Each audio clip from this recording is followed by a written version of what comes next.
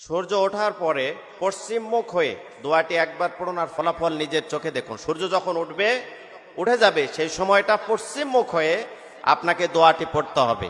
আপনার জীবনের সকল চাওয়া পাওয়া আল্লাহ রাব্বুল আলামিন কবুল করে নেবেন।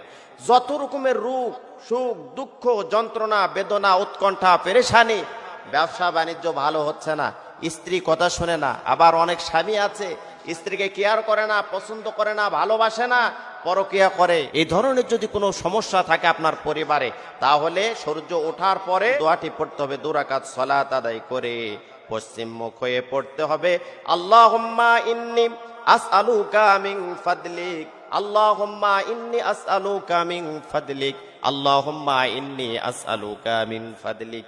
এই শব্দটা 3 বার যদি আপনি মুখ দিয়ে উচ্চারণ করেন, এ পর্যন্ত যত সিরিয়ালের কথা বললাম সমস্ত কিছু আল্লাহ রাব্বুল আলামিন দিয়ে আপনার কলিজা ঠান্ডা করে দিবে।